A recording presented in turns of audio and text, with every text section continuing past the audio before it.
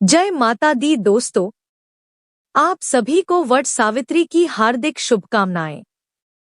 दोस्तों, आज इस वीडियो में जानेंगे वट सावित्री व्रत के संपूर्ण नियम क्या है, इस व्रत में क्या करना चाहिए, क्या नहीं करना चाहिए।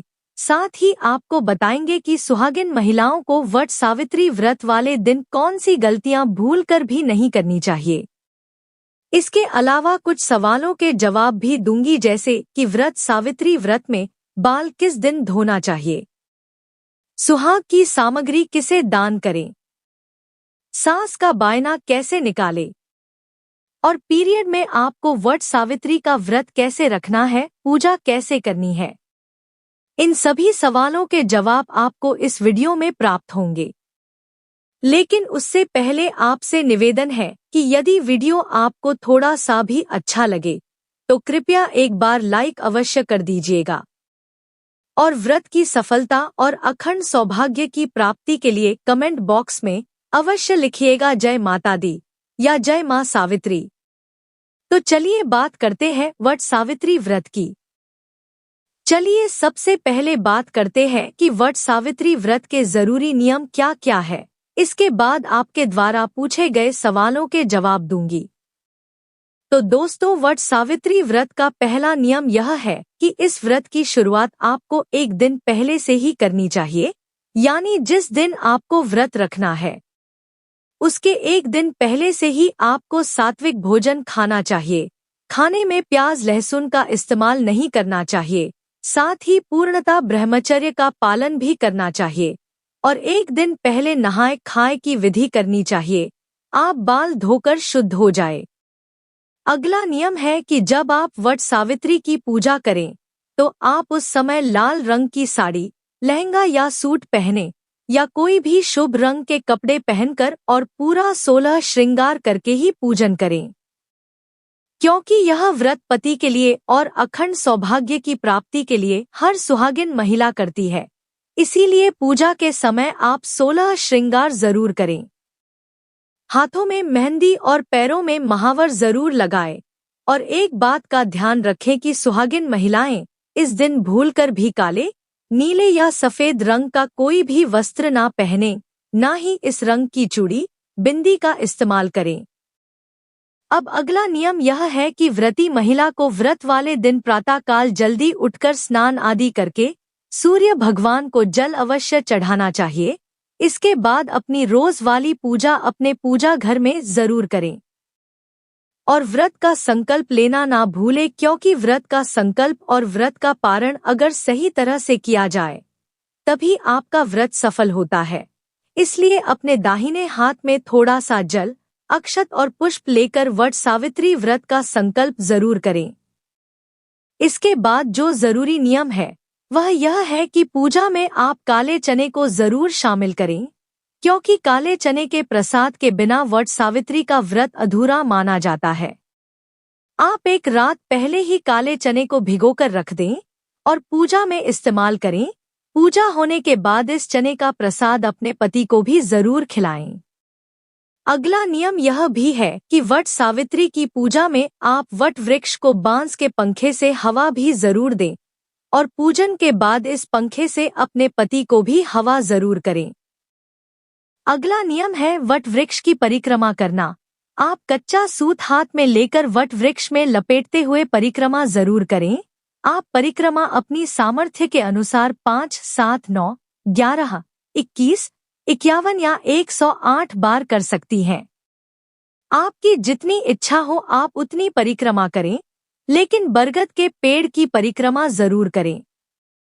इसके बाद कई क्षेत्रों में ऐसा नियम है कि वट वृक्ष की पूजा के समय महिलाएं वट वृक्ष के पत्तों के गहने बनाकर पहनती हैं या वट वृक्ष के पत्तों को माथे पर या अपने बालों में लगाती हैं।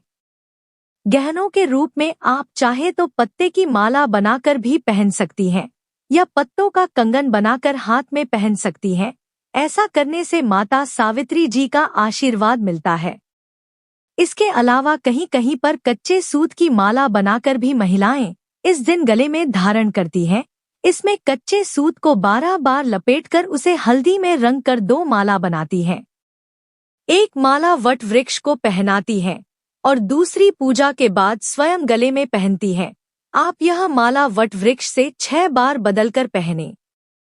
दोस्तों, अगला नियम जानना भी बेहद जरूरी है। आपको वट वृक्ष की पूजा करने तक निर्जला व्रत रखना बेहद जरूरी होता है और पूजा करने के बाद जल ग्रहण कर सकती हैं या फलाहारी व्रत कर रही हैं तो आप फलाहारी करके व्रत कर सकती हैं, लेकिन इस दिन हो सके तो नमक का सेवन ना करें।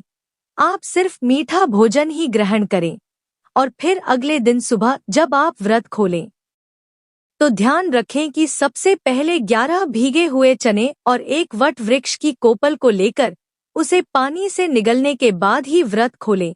सबसे पहले चने और कोपल ही निगले, इसके बाद ही अन्न ग्रहण करें। दोस्तों, अगला नियम यह है कि आप व्रत खोलने से पहले दान भी जरूर करें, क्योंकि दान के बिना हर व्रत अधूरा माना जाता है। आप अपनी श्रद्धा के अनुसार वस्त्र, अन्न, फल, सुहाग का सामान, धन आदि का दान किसी ब्राह्मण को जरूर करें।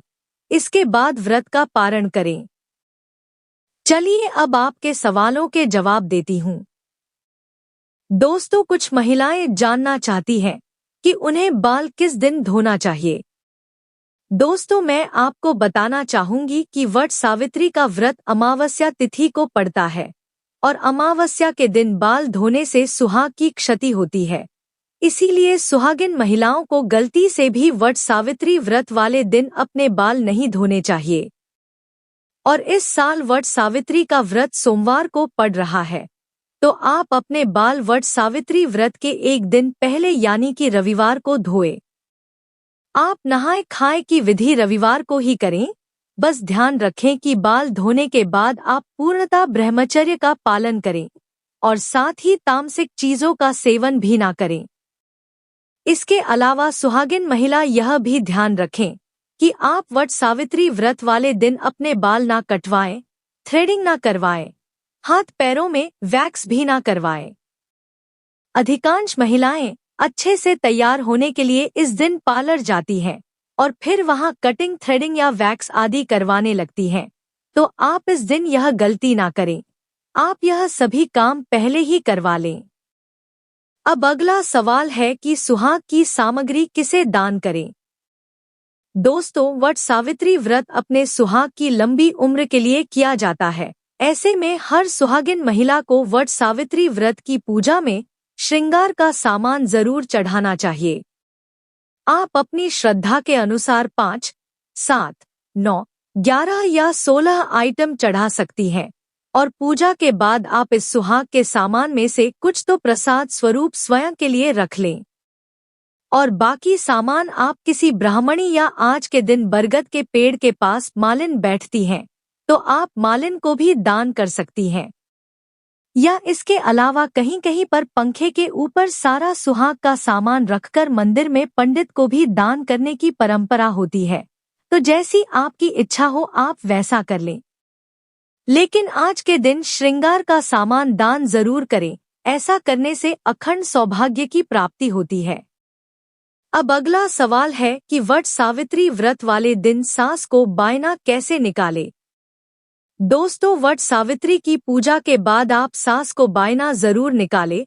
आप इसमें भीगे हुए चने, पूरी, गुलगुले आदि निकाले, इसके साथ वस्त्र और कुछ धन देकर, या आपकी जो भी इच्छा है, आप जिस सामग्री को अपनी सास को गिफ्ट करना चाहती हैं वह लेकर आप उन्हें देकर और उनके पैर छूकर उनका आशीर्वाद जरूर लें।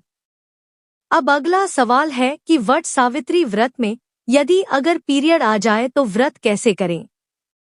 दोस्तों, अगर आप वट सावित्री व्रत कर रही हैं और अगर पीरियड आ जाए तो इस स्थिति में आपको क्या करना चाहिए। तो आपको बता दें कि अगर आप इस बार पहली बार व्रत उठा रही हैं और आपको इस बार पीरियड आ गया है तो ऐसे में आप व्रत की शुरुआत ना करें। आप नेक्स्ट ईयर इस व्रत को प्रारंभ करें। लेकिन यदि आप हर साल यह व्रत करती आई हैं और इस साल आपको पीरियड आ गया है तो ऐसे में आप व्रत जरूर रखें, क्योंकि यह व्रत छोड़ा नहीं जा सकता है। यह सुहाग के लिए रखे जाने वाला व्रत है। यदि व्रत वाले दिन आपके पीरियड का पहला, दूसरा, तीसरा या चौथा दिन है तो ऐसे में आप सिर्फ व्रत रखेंगी, लेकिन पूजा नहीं करेंगी, क्योंकि अशुद्ध अवस्था में पूजा करना हमारे शास्त्रों में वर्जित बताया गया है। ऐसे में आप सिर्फ मानसिक पूजा करें, अपने मन में सत्यवान सावित्री का ध्यान करते हुए अपने पति की लंबी आयु की कामना करें। लेकिन आप पूजा की किसी भी सामग्री को हाथ ना लगाएं। आप अपने बदले में घर की किसी अन्य सुहागिन महिला जैसे सास, देवरानी, जेठानी या नंद उनसे पूजा करवा लें। या कोई आस-पास पड़ोस में कोई महिला हो जो वट सावित्री की पूजा कर रही हो, आप उसे सारा सामान देकर अपने बदले उनसे पूजा करवा सकती हैं। और पूजा के पास करीब में बैठकर वट सावित्री व्रत की कथा जरूर सुने। ऐसा करने से आपको व्रत का पूरा लाभ मिलेगा। तो दोस्तों, यह जानकारी आपको अच्छी लगी तो कमेंट में जय माता दी या जय मां सावित्री जरूर लिखें। वीडियो थोड़ा भी अच्छा लगा हो तो कृपया वीडियो को लाइक अवश्य करें, शेयर करें और साथ ही साथ हमारे चैनल को सब्सक्राइब करें। धन्यवाद।